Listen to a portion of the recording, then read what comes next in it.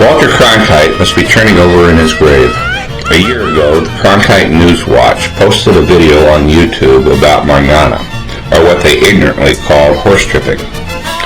In the video, a so-called reporter interviewed a horse rescue operator who claimed that a very old horse was abused in mangana. She based the claim on the fact that the horse had injuries consistent with horse tripping. She had absolutely no proof about her statement, yet the reporter took it at face value, even though those injuries could have been caused by baling wire. The reporter then shows a short video of mangana, which is doctored to show only the fall, but not the horse getting up and trotting away. While the video plays, the reporter comments on the fact that many of the horses suffer severe injuries and death. He fails to say how he knows this is true, leaving the watcher to believe that he is probably divinely inspired. The reporter then interviewed Kristen Sinema, the bleach blonde bigot who sponsored the bill banning mangana in Arizona. She steadfastly states that she and the state did not want to send people to jail, but wanted to give notice that mangana was no longer acceptable in Arizona. She did not say one word as to why, but she was stopped. I grew up watching Walter Conkite. I saw him break down when Kennedy died. I heard him question what we were doing in Vietnam. He was a fair and honest man. He looked at both sides and then spoke. The video on YouTube is a disgrace to his name.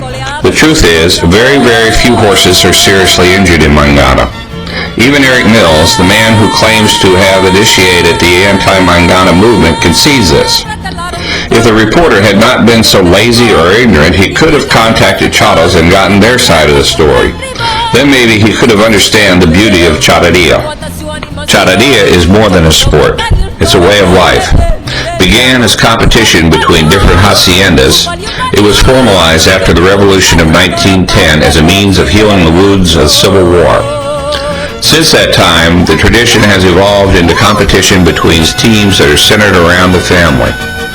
You find teams that are composed of brothers and cousins, fathers and sons, mothers and daughters. It's not unusual to find a third, fourth, and fifth generation chato and chatas. When you see young people wearing the traje of a chato, you know they're not going to be doing drugs or drive-by shootings. They are part of a family that works to maintain the tradition of the chato. Look at the horses in these videos and see how many of them are seriously hurt. They are not hurt because the whole purpose of the suertes is to take care of animals. Chatos have been taking care of horses for centuries. Charadilla has evolved from that care. Nobody wants to hurt these animals. The people who say otherwise are like the horse rescue woman who panders to racism to promote her cause, or the bleach blonde bimbo who wants to establish her credentials with Arizona racist. Chatos and chatas are good men and women who care about their family and care about their culture. And they shouldn't have their culture deemed unlawful out of ignorance. Watch these videos and you'll see what we mean.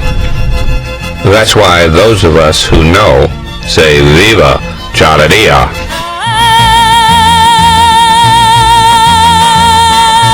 Ay, qué re chula esta fiesta, la fiesta charra, fiesta del sol.